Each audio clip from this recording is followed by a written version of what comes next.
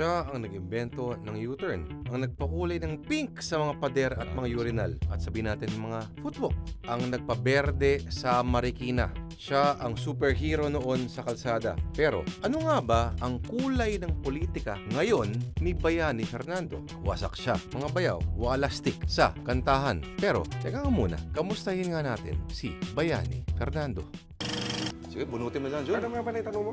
Ano? Ano? Mamaya, sa gabal sa kwento Problema yung... ba? Problema pa? May ingay Bakit pa ba? nun sa'yo? Ingay pa? Bakit nun sa'yo? Ay, Lipat mo rito. Saan ko lilipat, Chairman? Tanggalin ko na lang to. May problema eh. Para swabe kwentuhan natin. Yan, o, di ba? Ayun, Chairman, yung tanong ni Lord Oo. Chairman. Chairman, bakit naman ganun? After the elections, parang bula na lang kayong naglaho bigla. Palagay ko yun, sabi ko na ang dapat kong sabihin at nagawa ko na ang dapat kong gawin sa aking posisyong hinawakan sa gobyerno para mapagbigyan naman ang mga bagong nakaupo. Paggawa nila ang gusto nilang gawin at ako'y hindi maging sagabal. Para mas mamano kayo ngayon, naging matipuno kayo. Mukhang hindi kayo stress ngayon. Oo, kasi wala na kayong wala sa gobyerno, hindi na ako nagkakain sa labas eh. Madalang na nag-iimbita sa akin sa labas ngayon, kaya wala nang tika. Kinakain nyo na lang ngayon? Sinigang. Nako. Sinigang na ano? Kahit sinigang isda, pinakain, sinigang na manok, maraming gulay. Yan. Lalo na pag tag-ulan pa. Kaya ang kinakain kong marami yung gulay, hindi kanin. Kanin. Hindi mo ba kayo na-depress na sa resulta ng huling eleksyon na pang-apat lang po kayo? Hindi naman. Talagang ganun. Yun lamang ang naniwala sa ating tao. 1 milyong mahigit yata. Kasama ako doon, Chairman. Oo, kasama ka ron. Salamat. Wala eh. Tayo mga Pilipino kasi ay hindi na produktibo. Ayun. Sama yan. Madalas po ba mangyari mga ganyan tunog dito, Chairman? Minsan. May aksidente yun. Kala ko, takot ako yun. Sinasabi nila, Chairman, before 2010, isa nga po kayo doon sa mga pangalan na float po doon sa yung nomination po ng partido na yung lakas bilang mga standard bearers. Bumigat po ba yung loob niyo nung binigyan nila kay Chodoro? Hindi naman. Talagang ganyan ang politika. Pagka lahat ng bagay kasasama ng loob, mamatay kang maaga rin. Kinakailangan, alam mo na ang sinusuotan mo. Pwede kang manalo ka, pwede kang matalo, di ba? At kung sakaling hindi mo nakuha, ay huwag kang manisi ng ibang tao. Siguro hindi sapat ang iyong paghanda, Hindi talaga para sa'yo. Hindi para sa iyo. Okay lang. Pero para patayin ko sarili ko sa panibugho. Manibugo. Yes. Maraming namamatay dyan, Chairman. Marami. Nung first few months, Chairman, kasi sanay kayo na everyday high tension yung buhay ninyo sa MMDA, di ba? Nung first few months after nawala kayo sa pwesto, hindi ba hinanap ng katawan niyo yung trabaho? Yung pressure, yung stress? Pagkalis ko kasi sa trabaho, nangampanya ako, no? Tapos noon, balik na naman ako sa trabaho na naman. So natural lang yung adjustment. Tuloy-tuloy. Walang pagbabago sa akin eh. Ganun pa rin ang bilang ng oras na aking binibigay sa trabaho. Yung napanood niyo po yung Chairman, recently lang yung sa TV, yung sinampal yung MMDA, di ba? Anong naramdaman niyo noon? Wala na kayo sa pwesto. Sa akin, masamang senyas yun. Sabihin, hindi nagdadalawang isip ang tao. Hindi natatakot. Hindi natatakot. Masama yung gano'n. Walang paggalang dun sa ahensya. Dapat yung enforcer, pinaglaban man lamang niya kahit papaano. Pagkat nung pamanay, tinitraining na sila ng self-defense. Dapat ikay pumorma nang ikaw hindi naman masyadong kakaning itik. Lumabas sa kakaning itik na pwede na lamang sampal-sampalin ng sino man. No? Kakaning itik. Agree ko kayo sa armasan? Hindi naman. Noon, itak. Sabi ko, armasan na itak. Itak? Oo. Bakit po itak? Magaling niyang itak sapagkat ako kay Mayor, inarmasan ko na itak yung mga gwardiya sa palengke. Nawalan lahat ng mga Maganda yung sa MMDA bago, sa lakot tsaka itak. Oo. Ganda yun. Kaya tulak-tulak yung karito, no? May nakasuksok na ice pick yan doon sa karito niya. Okay? Oo. Yung ice pick niya, ganun kahaba. Bigyan ko itak yung mga bantay ng palengke. Ganun kahaba. Mas mahaba sa ice pick niya. Tsaka kung itakan, hindi yan diretso ospital. Hindi diretso morgue. Noon po kayo, luminis ang Marikina dahil sa inyo. Sinabi mo Bayani Fernando, brand na siya May equity na siya na orderly, malinis. Nakita ko po kayo, yung van na sinakyan nyo po nung nag-inspect kayo. Umangal ka doon sa driver kasi marumi. Kayo ba may obsessive-compulsive disorder? Malinis dito Sa akin yan, panlasa lang yan. Nakasanayan yan. Kaya sabi nga sa mga tiga-Marikina, baguhin natin ang panlasa natin. Para mabago ang panlasa natin, kinakailangan mabuhay ka sa isang environment, sa isang kapaligiran na maayos. No? At pati isip mo, aayos sa bagay na yan. Nasasaktan pa rin ho ba kayo? Kung narinig nyo hanggang ngayon na tinatawag pa rin kayo Hitler, Hindi. Naawa ako doon sa tumatawag sa aking Hitler eh. Una-una, hindi naman niya kilala si Hitler eh. Kukumpara ako doon. Kailan naman niya nabasa si Hitler? Ano pagkakalam niya kay Hitler? Kundi may bigote. Pamatay ng milyon-milyong mga Hudyo. Eh ako ay 18 taon sa panunungkulan. Wala man ako naipakulong na tao at wala ako pinapatay na tao. meron pa kayong isang sinabi na classic quote, Chairman, ano? Kasi ito yung mga panahon na yung sidewalk, yung kiniklear yung mga sidewalk sa mga vendors. Intervene kayo, tapos yung sunod na clip, may intervene na isang umiiyak na vendor na yung gulay, natapunan ng gas, mga ganyan, umiiyak-iyak. Tapos may sinabi ko yun nun. Ang problema, pag ay hinayaan natin, yung luha natin ay bumulag sa atin. Yung mga nagsasabi na medyo harsh naman yata yun, Chairman. Pagka hindi ka marunong umunawa ng talinghaga, ay mukhang masama lalabas. Ha? Lalo't ikaw apektado, parang akala mo si kawawa ka, i-interpret mo yun Iisipin mo na inilaban sa iyo Pero ang sinasabi ko dyan, bilang isang namumuno, hindi ako dapat makiiyak sa mahihirap. Sapagkat kung bulag din sa luha ang aking mga mata, paano ka akayin ng mga taong yan para sa isang magandang buhay? Kung aking makikiiyak din sa kanila, pare-pareho lang kami nag-iiyakan. Ano mangyayari sa amin pare-pareho? Matalinghaga siya. Di ba? Gumagawa ba kayong tula, Mayor? Parang ang galing yung magsulat ng mga ganyan, ha? Gumagawa kayong tula. Gawa rin. Minsan meron lang mga Nagbabasa din lyrics kayong tula. Ganon. na i-compose ko. Meron na rin. Meron. May bago ba kayo dyan, Mayor? Wala, hindi ko na maasikaso ngayon.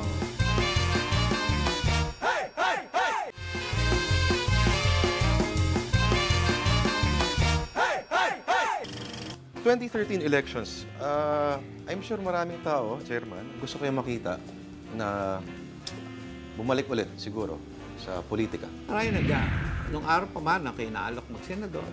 Pero sa nga ayaw ko Parang hindi ko gustong trabaho Hindi ako para doon. Basta ako sa... Pulang kayo doon Ang aking hilig at ang aking karanasan nasa management. Management. Kunyari, ialok sa'yo yung DILG. Anong gagawin? Ewan ko, hindi ko pa sumagi sa isip ko Pagamat nanig ko si Munsod, kumindan niya ako. Nakakataba ng puso. Sabi ko sa kanya, salamat Si Winnie, po. Winnie Si Winnie Munsod. Munsod.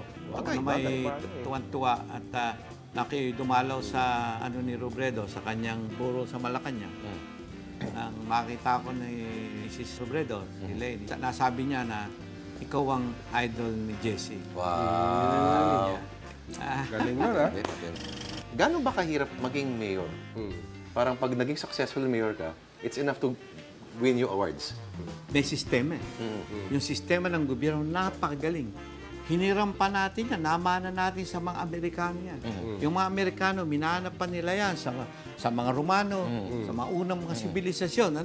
Kaya yan ang pamana sa atin ng mundo. Gaano ka frustrating maging citizen Fernando? Kunyari ikaw, ordinaryo ka na, wala ka na sa pwesto ngayon, maiipit ka sa traffic, mababalaw ka ng kuno-ano mga Whereas before, bababa ka lang, sindak na sila.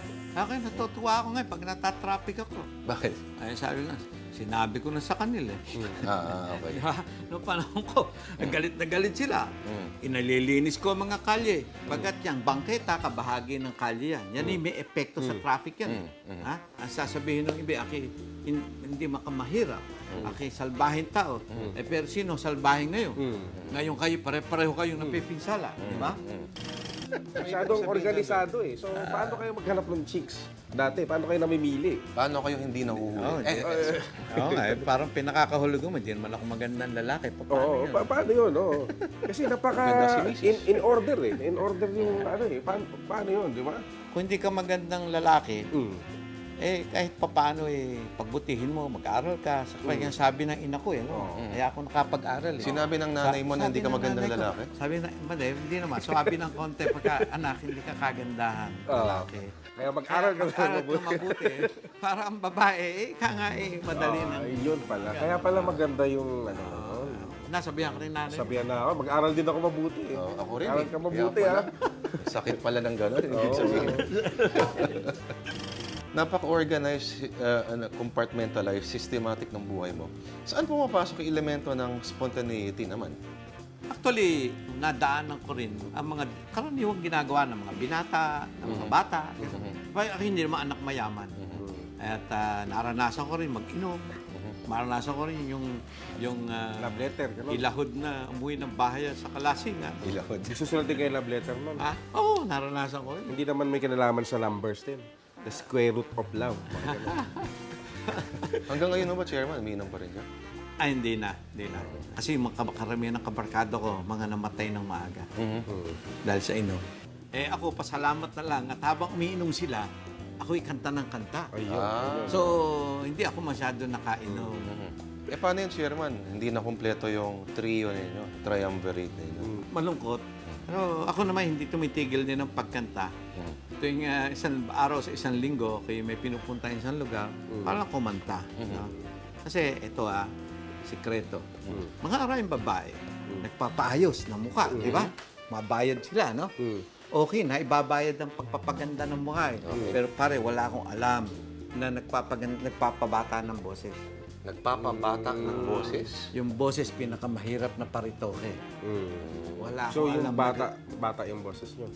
Kaya ako nagkakakanta para palaging, kahit matanda na lamang ko, at least pwede ko i-cover yun, di ba?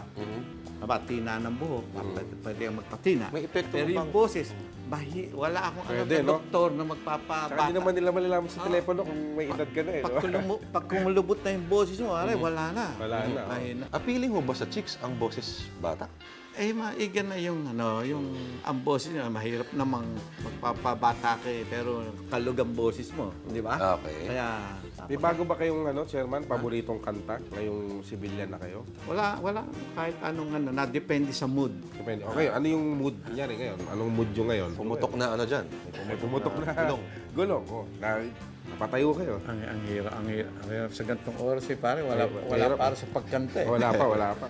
Dapat may mood. Dapat may mood, Itong mood na, Dapat siguro, umiinom muna tayo. dapat nakaharap pa tayo rin sa ubod ng init na camera nito. Isang tingin pa lang ba sa tao, nakaka-form ka na ng judgment sa kanya at kung ano magiging ugali Kung niya? masipag ba siya o hindi, gano'n. Sa trabaho namin, pag pumalo lang ng martilyo ang tao, dinig pa lang, tunog pa lang, alam ko na kung yan yung nagluluko, alam ko na kung tama yung Kung ginagawa niya. kung nagtatrabaho talaga yan. Politiko na ini-interview sa TV, pananalita pa lang ba, alam mo na ba kung Nagsisinungaling. nagsisinungaling kung tatrabaho na maayos? Ano yun? Ang tao, alam mo, ang galing ng tao. Kung yung hayop, ang liit ng utak niya. Ang hayop, nase-sense niyan eh. Nakukuha niya, kung galit.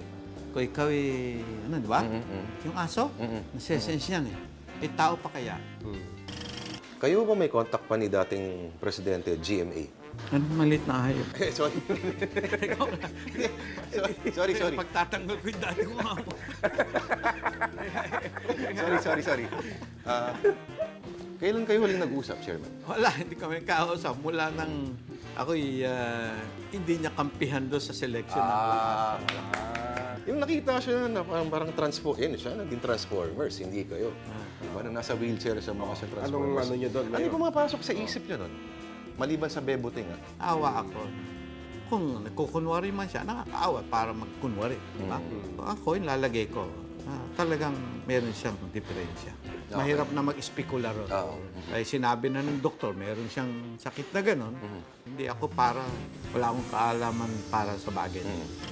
Anong opinion niyo, Chairman, sa kasalukuyang administrasyon? Ang kasalukuyang administrasyon ay meron siyang gustong gawin. Ginagawa niya. Proseso pa lang. Makikita natin ang resulta. Kasi yung mahalaga ay meron siyang konsepto at gagawin niya with a passion. Pagkat anumang nakita ko, ang pinakamagagaling na gawain ng tao ay nagagawa lang pagka kasama yung may passion. Puso at Yung isip niya. bagong MMDA chairman. Madalas ko nakikita sa television.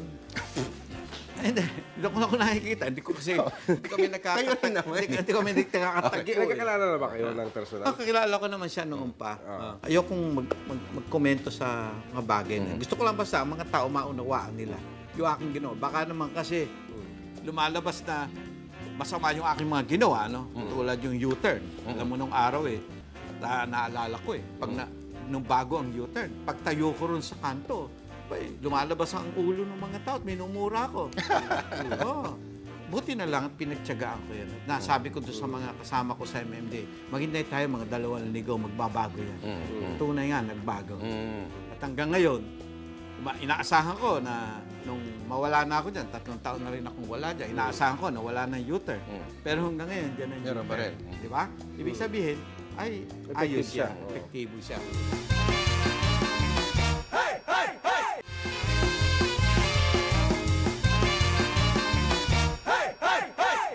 Yung pinalitan yung pink mayor, di ba kayo nasaktan? Hindi naman, ako'y naano lamang kasi may kahulugan sa akin yung pink na yun. Hindi kabaklaan yun eh. No? May kasabihan sa English, in the pink of health. Yan. Di ba? Yeah, city in the pink of health. Lagi yung The sinasabi. city in the pink of health. Meron pa bang gagaling na simbolo sa nararapat sa isang lungsod? Pagkat ang isang lungsod, ang pangunahin dyan, yung health ng tao eh. Yung kanyang kalusugan, ano? Yung ng isip at saka ng kanyang pangangatawan. Nalulungkot ako at nawala yung simbolo na yon at ang pinalit nila berde. Berde ang dugo. Oh, Alam mo ang ibig sabihin nun, Chairman? berde, siguro. Ang kanilang environment na. Tayong mga tao, pambihira tayo eh. Yung bundok, ginagawa natin syudad. Yung syudad, gusto natin gawin bundok. Dok.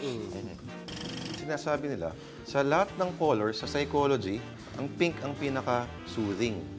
Pinaka-nakaka-relax. Pero, ako, ang ganda, no?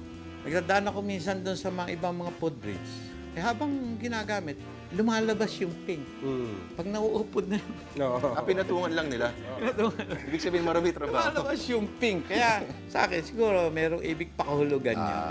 Pati elevated U-turn, ang dami nagalit nung una mong ginawa yun. Di ba? Oo. Pero ngayon, andun pa rin. Yung may mga ibang tao, hindi pa nila matanggap na magaling yun. Pero, andyan na yun. Kasi sa tissue nyo lang daw ginawa yun eh. Ganun talaga. Ang mga konsepto talaga, ganyan. Oo. At ang mga, hindi mga inaasahang oras doon sa lumalabas. tissue na talaga. Ganun, Alam mo yung U-turn? Yun yung nakita ko lamang yan. Una pa akong MMDA. Nagpunta ako dyan sa North Avenue. Makita ko, wala pa yung overpass dyan eh. Yung pedestrian footbridge, wala. Kundi yung sa SM. Makita ko ron. Naobserbahan ko yung traffic. Doon ko nakita, biglang kung sa isip ko, yung konsepto ng U-turn. At yung konsepto na yun, paliwanag sa inyo, ha? Maraming hindi makaunawa dyan eh. Yan. Yan, Mayor. Kailangan ko yata yan, Mayor. Hindi. Itong Laki magkabala, Chairman. Itong rubber band na aking ginawa. Alam mo yung U-turn, parang ganyan. Alam mo, pinakamagaling sana, rotonda. No? Tulad dun sa elliptical. Ang galing nun. Okay. At ang kagalingan nun, malaki yung rotonda, hindi naglalak. Di ba? Kahit maraming sakyan, tuloy-tuloy yan. Ngayon, paano ka gagawa ng rotonda sa isang intersection? Yung ang liit nun. Hindi pag may 2 bus na lilikuran, puno na yun. Maglalak yun. Kaya ginawa ko, parang ito lastiko, ito yun. Ano? Ang ginawa ko lang, di ganyan, maliit ang ikot eh. Binata ko lang pa ganyan, pinahaba kong ganyan. So pag tinignan mo ngayon yan, isang rotonda, hindi nga lang bilog. Pero ikutan niya, napakalaki. Di ba? Ganun lang yan. No? Dati, ganun. Maliit lang Pinahabang mo lang, ikutan. Pinahabang ganun. At sa pamagitan nun, merong buwelo ang mga driver na unti-unting pumunta sa kaliwa. Ganun. Engineer Ang na. problema, Chairman, yung ganyan, syempre may mga barrier dyan, di ba? May mga lasing sumasalpak sa barrier. Wala eh. Kung yung lubak, iwasan nyo. Di ba? Pag hindi lasing. Okay. Pero pag lasing ka, kahit na pader, hindi mo makikita. Pero makita mo, ang dahil sumasalpok sa barrier, wala namamatay dyan eh. Bakit po? Ba, tama-tama lang yun eh. Yung bigat no, kinuwenta ko na yun, na tama-tama lang patigilin yung sasakyan. Pero yung sasakyan naman, hindi naman madurog ng gusto. Dahil makakaladkad ng konti yun. Nakikwenta pala yung gano'n, ha? Merong ano yun eh. Kapag gagawin kong matibay na matibay, patay, hindi nga naman, patay naman yung driver. Di ba? Mga ganun yan. Ano po ang pinaka nakakainis na area sa Metro Manila para sa inyo, na daanan, na kali, Na umiinit ang ulo mo lagi pag dumadaan ka doon. Yung makakita mo nakahambalang lahat ng bagay. No? Sabi kasi nila, Ito yung kalye, meron yung, minsan may kama pa eh. Minsan may sopa, yung sopa doon sa kalye. No? Alam mo, kung gusto natin ng traffic ng May payong Metro pa na Manila malaki. mawala, dalawang bagay. Linisin mo, alisin mo lahat ng nakahalang. At pangalawa, hamon ang mga driver, bilisan ng takbo nila. bakit? Ay talagang ganyan lang paraan. Bilisin mo takbo. Pagka mabagal, talagang traffic kaabutin mo. Sa Hong Kaya- Kong, di ba? Ganun Eh, sa Hong mabilis Kong, naman mag-drive ang pag nag-go, ngayon, barkada talaga agad. hindi. Mabilis naman yung mga bus driver ah. Yung mga bus drivers kung hindi lasing yan hindi ma-aksidente yan. O hindi high sa drug. Ang gagaling umasintan yan At saka kinakalang talaga, may konting takot.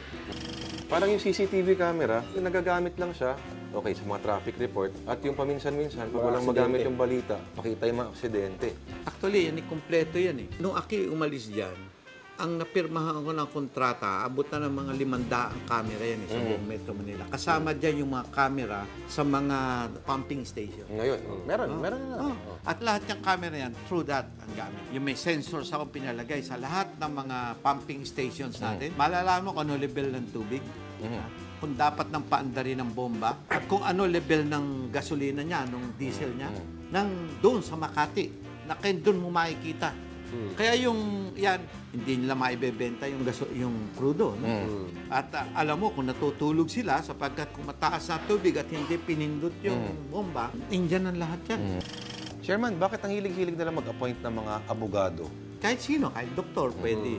Kaya lang, kung sino man ang naririyan, dapat maisip nila o malaman nila na ang trabaho ng MMD ay teknikal. Yun nga, exactly pinupunto ko. Kaya kung sila'y hindi husto ang kaalaman teknikal, kumuha na sila ng mas may kakayanan para matulungan sila. How would you like to be remembered by the Filipino people?